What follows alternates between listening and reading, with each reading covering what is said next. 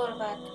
The mass media and even some so-called history books assure us that in year 1859, Henry Mohot discovered this amazing city that was lost in the jungle, and they even assure us that even the locals didn't know about it, which is not even mainstream history. Just one of the numerous earlier mentions of Angkor Wat is this Japanese map.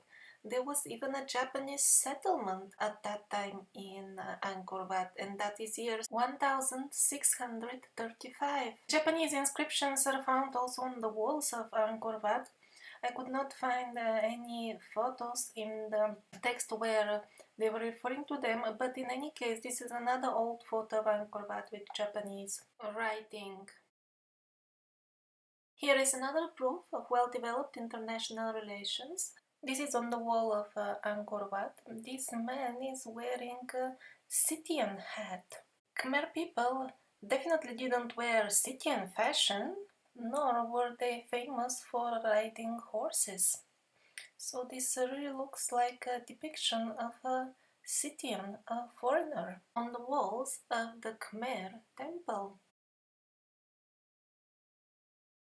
The building techniques used in Angkor Wat were not just local to the so-called Khmer Empire, they were international standards for the culture of the survivors.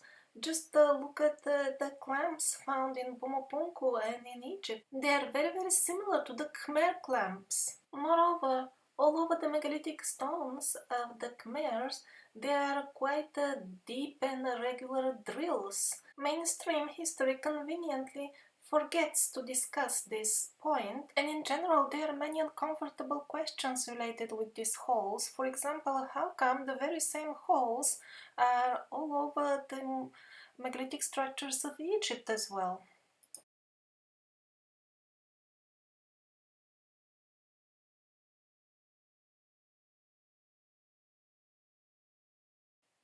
Now, very similar holes are found even in nowadays US. Same holes in Berberikon, Bulgaria. Same holes all over the megaliths of South America. Now, the technique of making stone sculptures in Cambodia was actually to make them out of cement. Or maybe even the word geopolymer would be more appropriate. And the very same technique was well known and used in Europe. And if you found the previous photo to be too simple, well, here are even figures, statues made of material that has been plastered on the brickwork.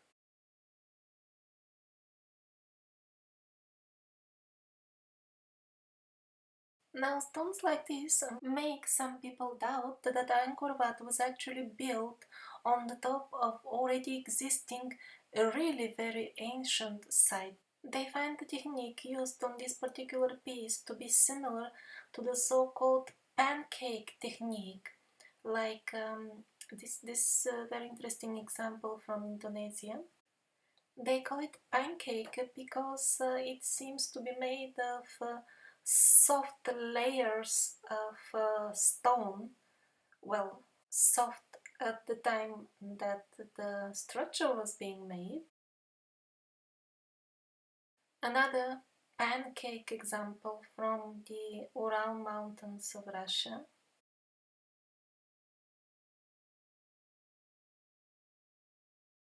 And who knows, maybe yet another pancake example from Japan. It's difficult to judge just from photos, but some similarity is there. This is the Khmer Pyramid of Cambodia. These are Mayan pyramids. On the right is the Khmer Pyramid, and on the left the American pyramids. The similarity is obvious, and yet we are offered to believe that these cultures had nothing to do with each other. Well, we cannot say for sure when was Angkor Wat founded, but we can say for sure that the culture that created it ended much later than the mainstream history is trying to convince us. This drawing dates back to colonial times. People were still living within the tradition that created Angkor Wat. It was not a discovered ancient city, it was a place where people still lived and kept and respected the knowledge of those who built the amazing megaliths of the Khmer culture, which we cannot even replicate today. Yes, exactly, we cannot replicate them because the volume and mass of those millions of tons of stone used in the construction of the full complex of Angkor Wat is much greater than that of the Great Pyramid in Giza. And those who have watched my videos on the ancient advanced buildings, materials and techniques are familiar with the ridiculous modern attempts to make even smaller copy of the pyramid. Well, these are some wooden doors from Angkor Wat. If they were indeed so many centuries old, as mainstream history tries to assure us, they would have rotten long ago. It is out of question for them to survive out in the open in the moist jungle climate. Another old photo from Angkor Wat. Again, we see wooden elements and they are in relatively good condition. An interesting parallel between Cambodia and Egypt gives us a good idea about the scale of construction that was going on in ancient Khmer. The entire city of Angkor used far greater amounts of stone than all the Egyptian pyramids combined and occupied an area significantly greater than modern-day Paris. Unlike the Egyptian pyramids, which use limestone quarried barely half a kilometer away all the time, the entire city of Angkor was built with sandstone quarried 40 kilometers or more away. And of course, the mainstream version continues that primitive people using only simple manual tools built all these stone wonders. As usual, they tried to perpetuate the myth that the kings had unlimited slaves at their disposal, so workforce was not a problem. Well, first of all, in the Khmer kingdom, which was part of the Vedic culture and of the culture of the survivors, there were no slaves. Unlike nowadays, people were free. People owned the land they are born on and its riches. The taxes were much lower, and people were not artificially placed in the vicious circle of eternal debt. More details in the books of Chanakya Pandit on the economy and politics in Vedic times. But for those of you who still believe that the kings had unlimited work power at their disposal for free, let's have a look at the records of the number of population of Cambodia.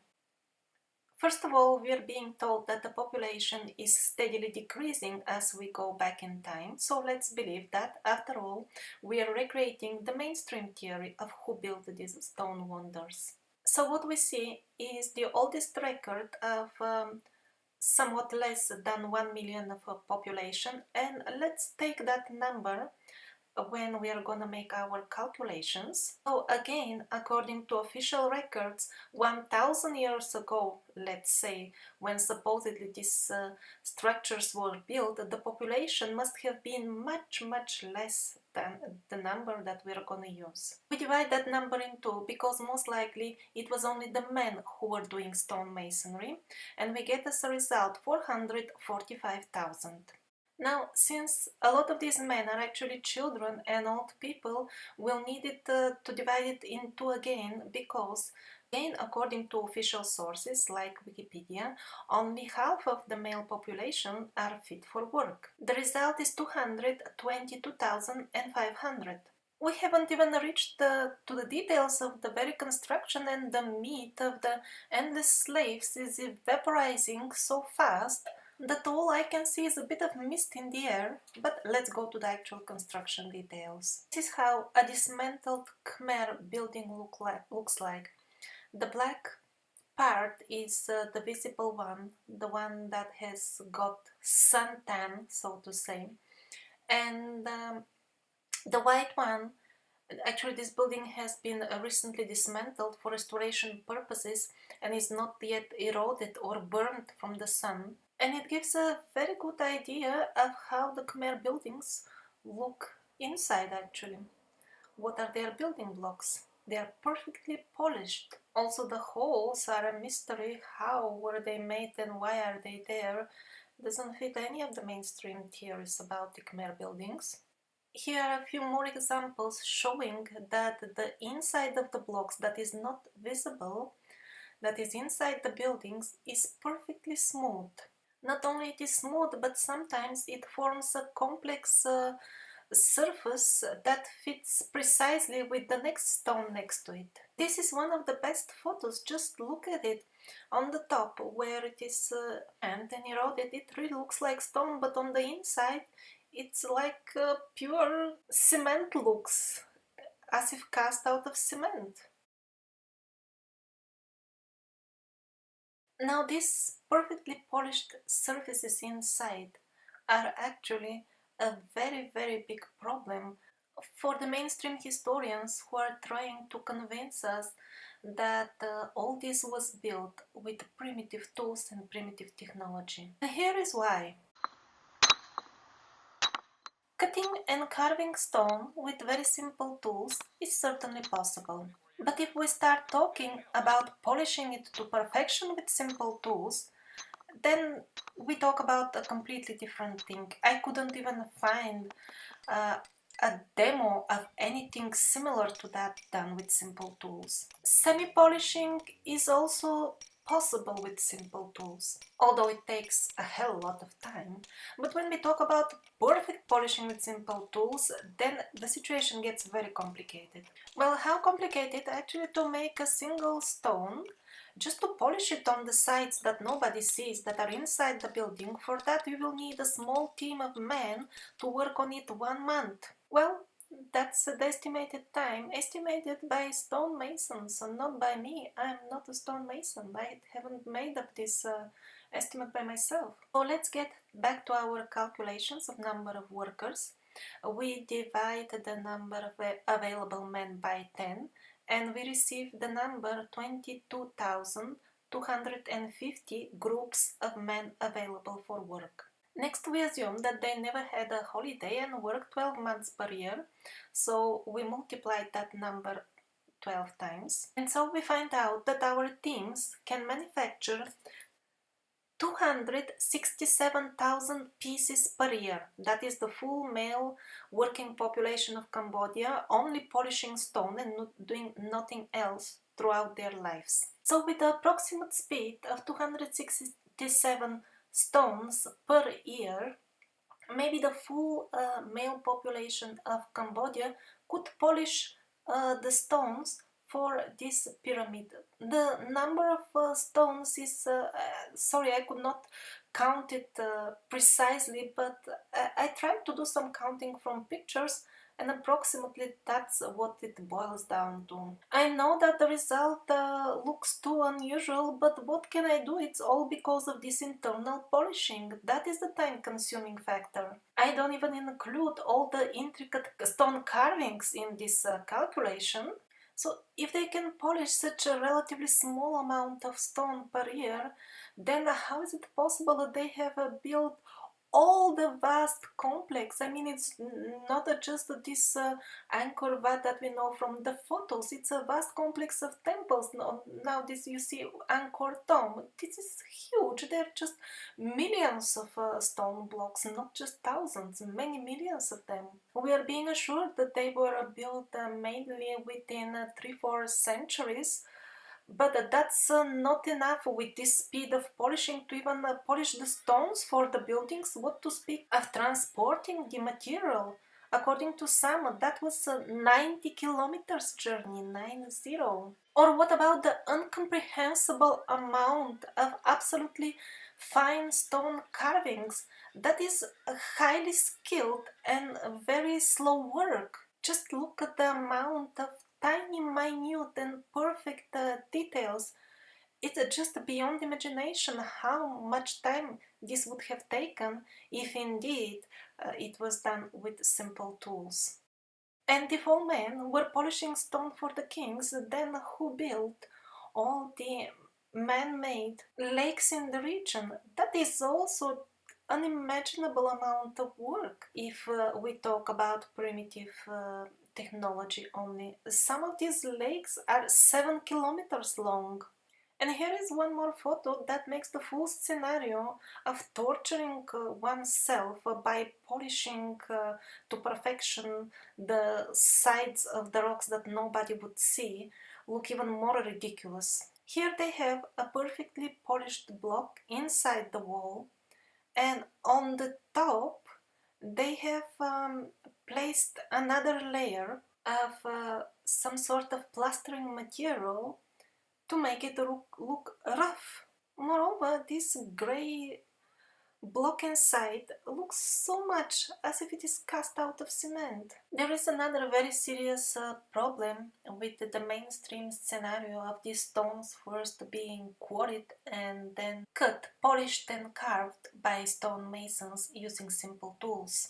The problem is that the stones are not of standard size and shape. That means that each individual stone can be shaped only after half of those that border it are ready and placed. Otherwise, the stone mason will not know what should be the shape of every unique stone. This factor just by itself will greatly slow the construction in case it was done in this manner, and would render the full project basically unsuitable for the time frame of a human generation.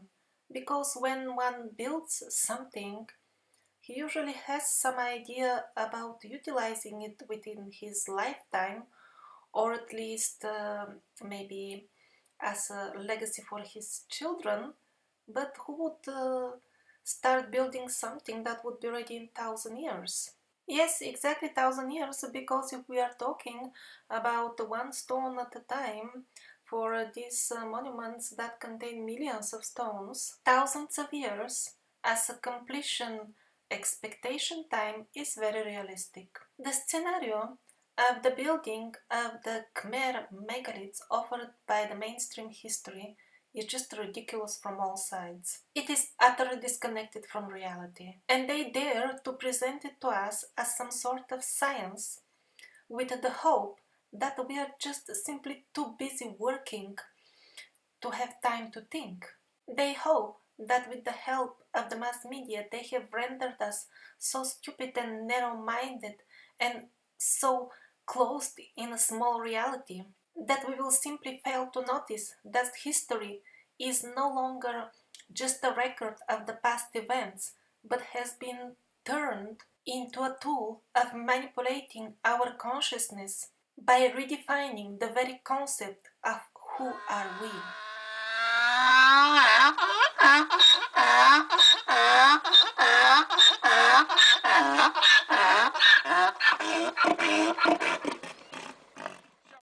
Next, I'm gonna suggest a much more reasonable and logical scenario of how these megaliths were built, but it won't be a complete one. Because to be honest, we have no clue what kind of technology did they have at their disposal.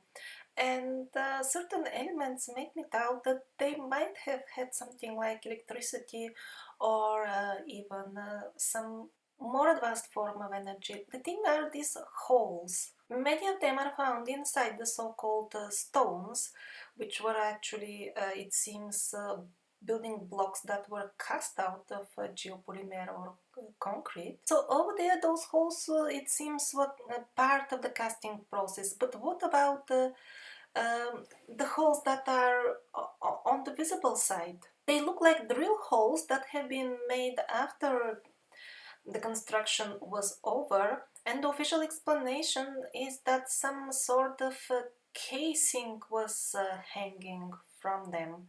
Okay, gold plates would disappear with time, very quickly actually, and curtains would disappear as well, so no wonder they are no longer there. But look at the places that these holes are on. If they were about to put a solid gold sheet in front of it, they wouldn't make the carving behind it to start with. It's also an odd place for a curtain, And there are so many of them actually, of these holes all over the place. I would agree that they would be an odd place for a cable as well, not very aesthetic looking. But still, why there are no remains of the equipment or the things that was inserted in these holes? It wasn't only gold sheets hanging off these holes for sure because of their location. So I just wonder what else precious or valuable could have been placed or hanging from over there. Interesting, because the wooden doors are also attached in a similar way to the walls, but they're still there because they're not interesting, they're not valuable. Maybe the interesting stuff that was being hanged on those drill holes was some sort of lightning or other high-tech equipment that was of course taken away for security reasons during colonial times.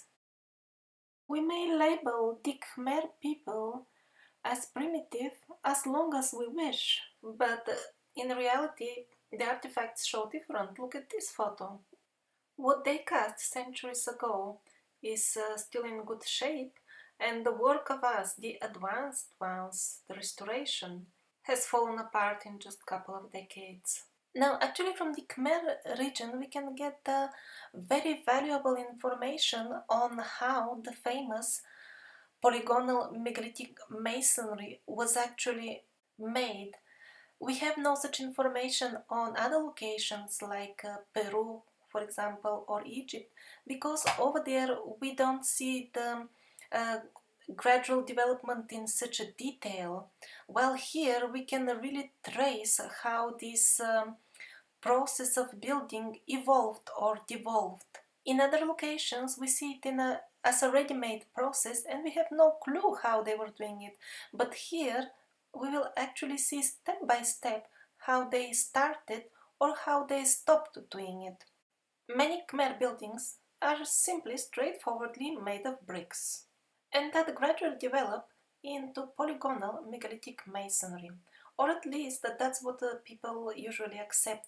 In reality, it could be even the other way around, because this timeline is suggested by the mainstream history, and that seems to be highly unreliable. It could have been the other way around, but for my purpose, that doesn't even matter. Was it an evolution or a devolution? Most important is that we have clear evidence of how polygonal masonry was done. In Prasad Kravan, we have brickwork and then figures that are cast on it. Well, this particular photograph is extremely informative because it gives us a clue about how exactly were these images placed on the wall. Do you notice how the original black layer with the tan has fallen off and newer looking bricks are showing below this layer, while the top layer is simply plastering with the same material as the bricks below it? Well, simple, at least simple for the Khmer people, not for us, because if we were doing the plastering, it would be one continuous layer spread onto the wall. But here we see that even the plastering follows the shape of every individual brick. So we learn a lot, but not everything from this image. And here is a very interesting close-up. Okay, the figure seems to be really one with the bricks, but yet the nose is added later on, and on few other places, if you look very carefully, you will notice some sort of additional layer as well. Well, it's good that such details are visible. They confirm for sure that this has been cast and not, let's say, chiseled out on the ready brick wall, which is also unlikely but a possibility after all. So far we can conclude that yes, it has been cast out of soft material for sure, but we don't know exactly what kind of uh, how did they do it. Or maybe if I'm missing out something and you can see more from these photos or have some additional information, I would really appreciate it on my email. So what we have here, first of all, these are surely bricks. look at their composition. And by the way, we're supposed to believe that this is 1000 years old. Well, they must have known how to make good bricks. Our bricks don't last anywhere near that. Well, most likely this is just a few hundred years old, but that's another question that I'll touch later. Also, we see that they have made a special brick for the nose on the right, which makes it even more difficult to figure out how did they actually project the image onto the wall. Also, we see where part of the column has fallen down. That's another proof that the column was added later on. It's made of the same material as the bricks, but it was glued on later on. So we can learn a lot of new things about the polygonal masonry from the Khmer buildings, but not everything. It's still a complete mystery for me. How did they project, after all, the image on the wall? Was it some gigantic mold that was in a place and then the bricks were cast one on the top of the other, being supported by the mold in the front? I still cannot figure out. If somebody can help, please send me an email. We know so little about them, actually. Who knows? Maybe they had even some sort of what we call nowadays 3D or 5D printers. And here we see how the bricks gradually start turning into polygonal building blocks. This is a very direct and solid proof that these were not standard bricks, pre-manufactured. They were cast on the spot. Do you even notice the elegant corners? How some of the bricks even turn as the wall turns? And that's how it looks like when they start making the bricks out of cement or beton or geopolymer, call it whatever you wish. And this transition from bricks to geopolymer bricks that later on turn into megalithic so-called stones is very gradual. In the beginning it was all made out of bricks, even the statues. Now the statues only are out of cement and the bricks show from below. Same technique is used, absolutely. And this is how they look when they are not eroded, really like a solid stone. And we are told that this is a stone.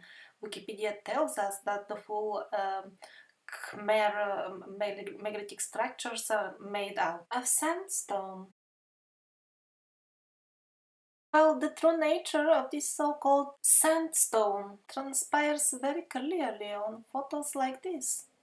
This looks like a solid stone figure, but in reality it's just a thin layer of cement over the background. Here again, the bricks are clearly visible below the so-called stone, which is nothing else but a cement casing on the top. Same here. Bricks are clearly visible below the so-called stone, which is a very thin layer.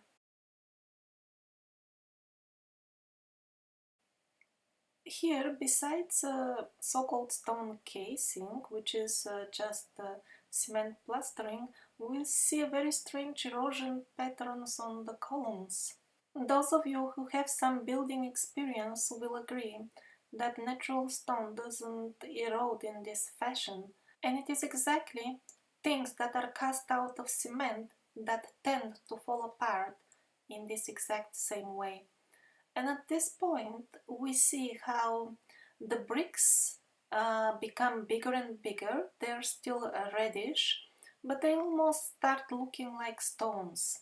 Well, I think polygonal megalithic masonry is no longer that much of a mystery. At least we know how they reached there. Hopefully soon we'll figure out also how they did the casting, what kind of molds did they use to get such nice results. Again and again, here you see on the left side how they gradually go away from the bricks. The bricks become bigger, they start looking like stones. First they start covering them with a thin plastering of cement, and what happens later on is they even start putting two rows. The back one is of huge bricks and the front one is of cement blocks. It wasn't primitive people smoothing the inside of the stones like crazy forever all their lives. Not at all, they are so smooth because these are simply concrete casts. This is also an interesting one that must have happened somewhere on the transition between bricks and stones. On the outside it looks like stone, but the inside, when we see the composition, it's not natural stone like. As they mastered the process more and more, here we see all the bricks are now cast of geopolymer or cement.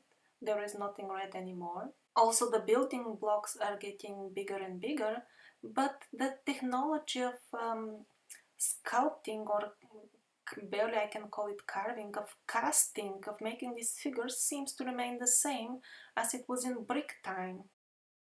Here is an example. Here we see a small piece of the border has fallen off, and the way it fell down proves that it was an additional layer, probably a wet plastering over the initial huge building block. And many more examples of this are available, like the borders when they fall down. It becomes clear that they were separate at one point, they were not part of the original block.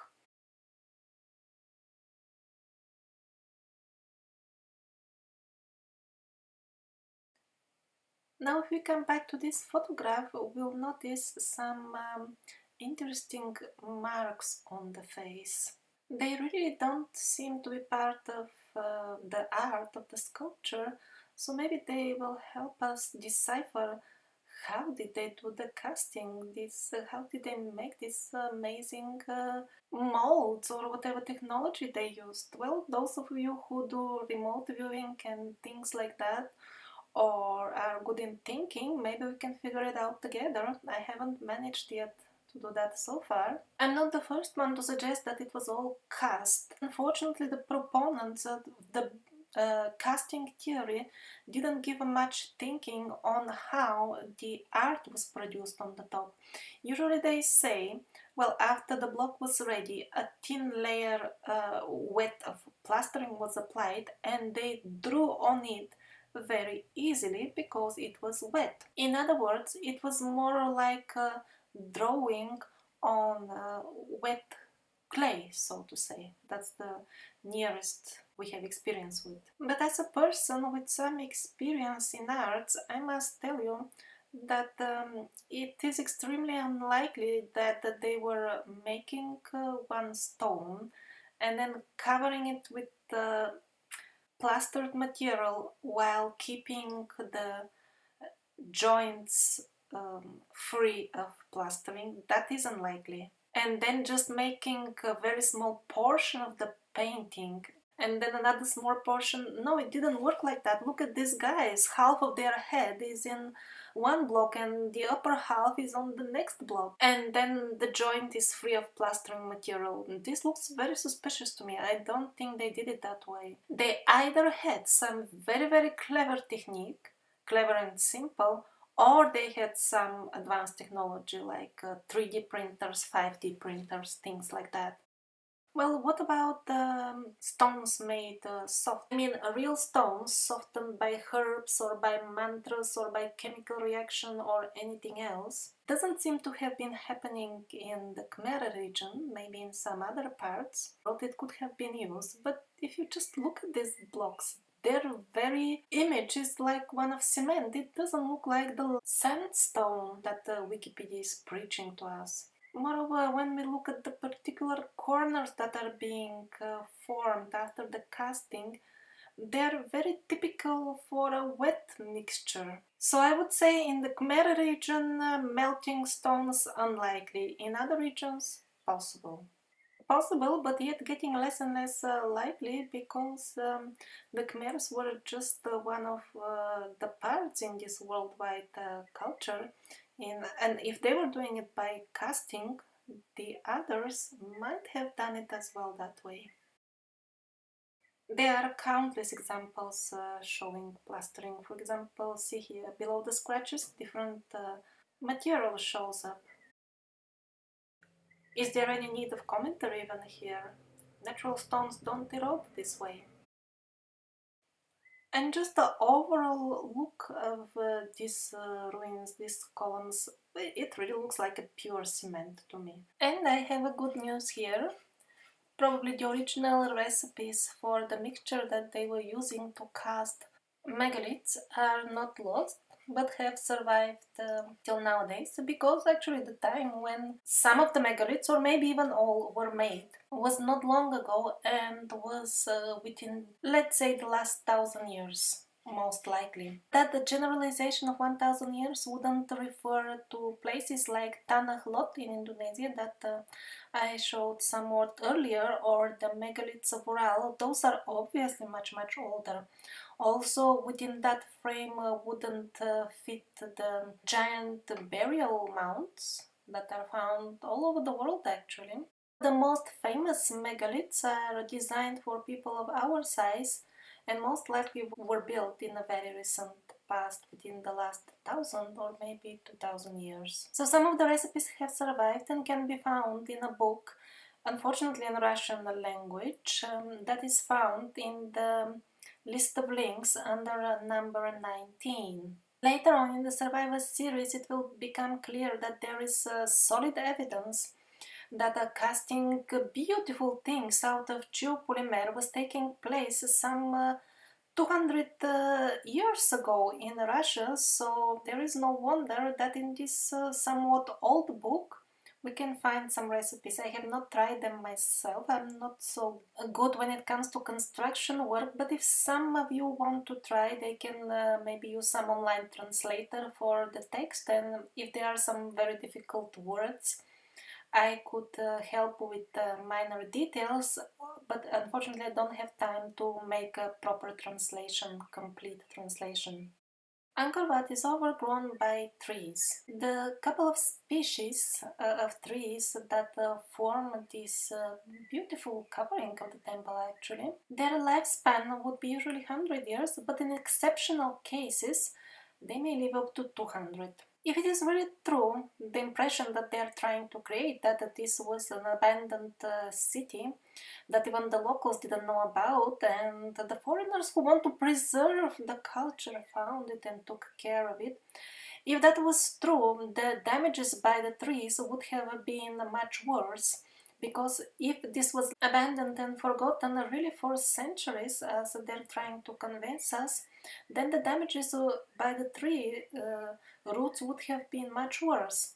On the old photos, yes, we do see overgrown buildings, but not with very old trees. The trees are relatively thin. It's just that their roots are spectacular, but the very trees, if this abandonment would have continued hundreds and hundreds of years, they would have overgrown the place very badly. This is what the roots do to the buildings. And if you try to remove them, it gets even worse, as you can imagine. So if the place was really abandoned in the jungle environment, it would have been covered with older trees that have died after reaching the end of their lifespan. However, that is not observed. Only one of them I could find.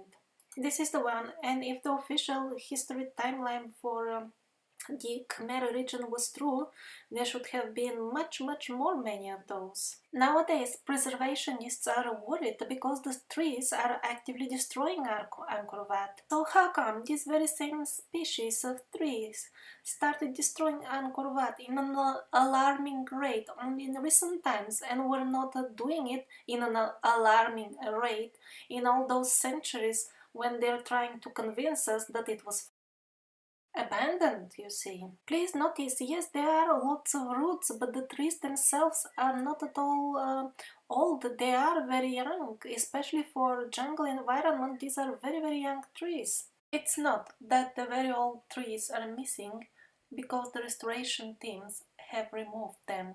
They can't remove them.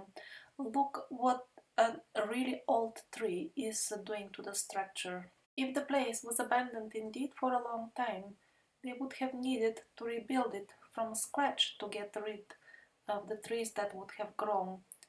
Actually, the picture that we see today, although very spectacular, is fully consistent with the idea that the place is abandoned for just the last couple of hundred of years, and that's why we see more or less only one generation of fully grown trees and no previous generations of these trees growing.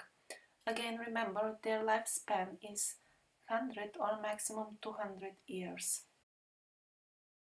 So this full story with the alarming rate of destruction by the trees in Angkor Wat is very uncomfortable for the mainstream timeline of history of the Khmer region, and that is why they made an explanation. The explanation is that the trees that were previously supporting the amazing temple have now started destroying it. Really, I'm not changing anything. This is really a scientific opinion. The trees were previously supporting the temple. How is that possible? I'm really quite perplexed by such statements. How the trees are supporting this structure? Supporting it? Well, strange. Very strange. I find much more honest the history as it is presented by the new chronology. Look at this girl. Her outfit is identical with that of the apsaras that are carved on her both sides. In other words, till very recent times, the Khmer people were the guardian of the knowledge that the people who built the megaliths had. Angkor Wat was not at all abandoned. It was well taken care of by the people who belonged to the same culture. The same people depicted on the walls of the megaliths are standing alive and posing for a photography in the very recent times. What happened? How come they all forgot their culture and why? Well, this is why. On the right you see people with strange faces, the masks. In their culture they are called asuras. In my series I call them parasites. The history behind both is absolutely the same. Actually, on this postcard you see a theatrical troupe ready for a performance. A performance about the history of the human race and the asuras and what actually is going on. The performance is a history lesson in no way different than my Survivor series. But the asuras preferred that people stay uninformed and unaware of what is actually happening. That is why they savagely destroyed their culture under the pretext of colonialism. Under the disguise of secular education, they declared the history about the asuras to be fables and fantasy. And yet, the parasitic asura culture is devouring current Cambodia and erasing the last remaining bits of the beautiful culture of the survivors. And how did that happen? By importing a newly fabricated history to Cambodia. As everywhere else, with military power, people were forced to abandon their tradition and accept the new idea of who they are. Mainstream historians don't even try to hide it, they're proud of it. That's how it sounds in their own language. Local Khmer conceptualization of Angkor was eventually to be furthered and transformed by Western interpretations of the Khmer past.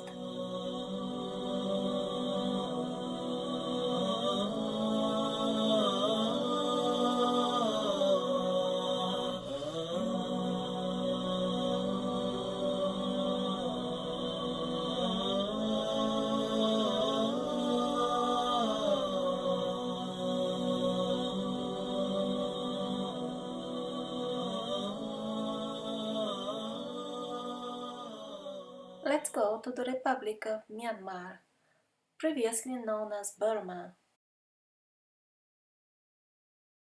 The magical valley of Bagan is full of countless temples.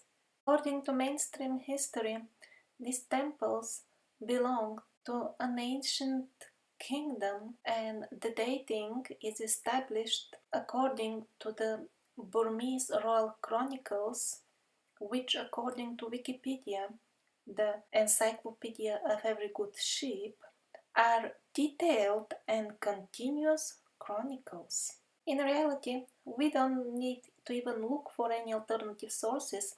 If we read the very page of Wikipedia below, we'll understand what kind of detailed continuous chronicles is Wikipedia referring to.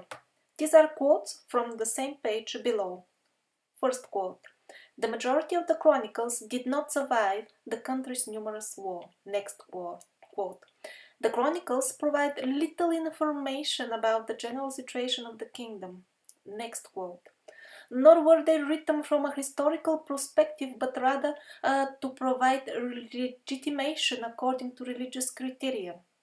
Next quote: many of the chronicles are yet to be studied. Means they haven't even read them. Next quote: many of the early chronicles did not survive at all. Next quote: the earliest surviving chronicles were not even the full official chronicles of their own era. Well, so it means they're from some other era. And it becomes even more clear in the next quote, which reads: the chronicles were most probably 16th century copies of the original chronicles, and moreover incomplete and partial. Well, we should be thankful that they were very honest by inserting most probably, which means that they could be written much later, for example, when they were fabricating the history of Myanmar. I found an interesting article written by a person who visited Myanmar as part of a group. They were surprised that upon their arrival they were provided with a guide unexpectedly. As their journey went on, it became clear that the guide is not only guiding them but also taking care that they don't ask too many questions and don't show unnecessary curiosity. What kind of curiosity? What is there to hide? Okay, although he's not sure what were they hiding something, he noticed few strange things. Like for example, why on earth would you want to mask and cover a stupa with some other brick structure around it, like shown on the photos? Well, he couldn't figure out why were they hiding them, but apparently just before their arrival there was an earthquake that destroyed some of the casing, and they were in great hurry to renovate it and really did not enjoy people looking at this situation. Also, the temples are built of bricks that are not only European style, but even the halls are same like in Europe. European medieval buildings have the same holes left in them for the scaffolding. This brickwork has nothing to do with the traditional Burmese building style which you can see on the left side. The use of bricks is kind of foreign for Myanmar. Moreover, they don't have such skills, this type of industry, or any industry as a matter of fact. Elements also strongly suggest foreign influence, like for example, on the right you see Myanmar wooden house and on the left a Russian one.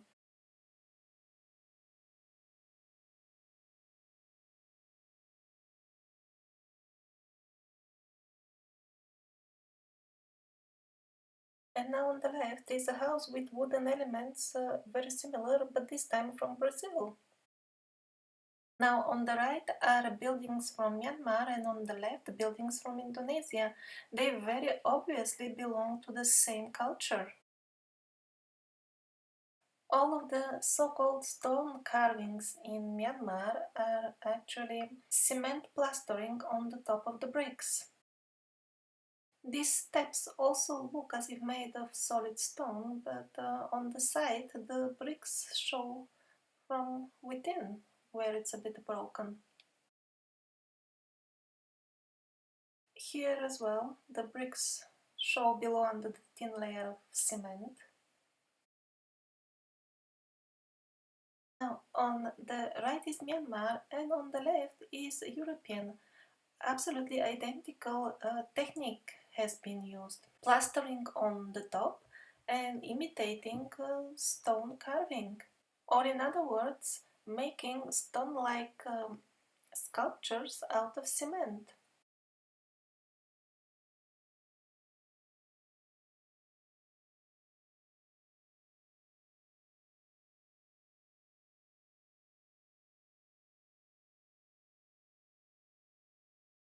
And it's not just the building techniques, all the other elements of their culture and religion seem to be imported as well because they're identical or very similar with the culture that is well documented to be brought by the Aryans to India. In other words, there is plentiful evidence confirming that the beautiful temples and the whole culture of Bagan in Myanmar was just a part of the worldwide old advanced civilization, which at that time was in the period of its final stages of deterioration. But we are being assured again by the mainstream science that this is all a local culture. It belonged to Myanmar only and evolved there locally. Where did, in this society, which still lives more or less in the Stone Age till nowadays, could they produce such a large quantity of high quality cement? With great authority, the so-called historians assure us that these buildings are 1,000 years old. Well, if that's true, why don't we, the advanced ones, don't manufacture cement with the same formula that the primitive people did? The cement industry nowadays is responsible for some 10% of the world's pollution. We could reduce the pollution so drastically and have cement that lasts 10 times more. Look at these buildings. This is from Japan, built some 100 years ago. These blocks of flats were built for the senior managers of the Mitsubishi company. They use the best cement we manufacture, and look at that after 100 years. Many people raise this very valid question on various forums on the internet, and I haven't seen even one sensible answer to it. But most likely they were not built 1,000 years ago, but much later, probably a few hundred years ago, and here is why. Now, this is the situation with the doors of these so-called ancient temples. Those of you who have seen old building falling apart will very easily figure out that the deterioration of this wooden door is fully consistent with the overall deterioration of the cement and the buildings, the brick buildings outside. And it really doesn't look like that these wooden and iron parts were added later on during restoration. As you can conclude from the lush greenery around, the climate there is not at all dry, and in such a moist environment, both wood and iron would have deteriorated much more in 1,000 years than we see in reality. And most likely, Myanmar is just the next example of when the rule of the survivors was artificially and fraudulently shifted way back in time to distract our attention from the fact that in very recent times, a few hundred years ago, the last people who knew about the real history of our planet were still living. But let's get back to the iron elements. These shots were taken from places where no restoration has been done, so iron with the same looks like the door is definitely sticking out from walls that have not been restored. Now, the man who wrote the article had the feeling that this is some sort of a brackets, as if cables were put in them or something like that. It is entirely possible that some sort of curtains were also hanging from these metal rings, but on the other side, other people put forward the hypothesis that all this huge complex in Bagan was nothing else but a huge power station where atmospheric electricity was connected, and that would explain this metal piece sticking out straight from the wall. It could have been transmitting that electricity that was being gathered. Possibly the buildings were both power stations and temples at the same time. And everything I've said so far about Myanmar is equally applicable about all of Southeast Asia. Now you see parallel images of Myanmar and Indonesian architecture. They are almost identical.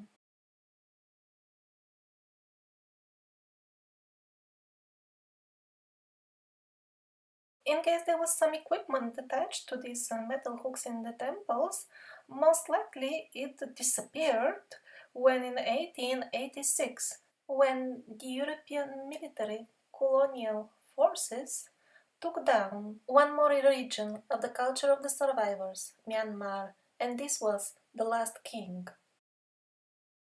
Now, this building was built by him in the 19th century, and the state of the cement is not so much better than what we saw in the buildings that were supposedly 1000 years old, so make your own conclusions about their real age. Since the takeover, the citizens of Myanmar no longer own the riches of their own land. It belongs to international corporations, and the beautiful culture of the survivors is replaced by the ugly parasitic reality.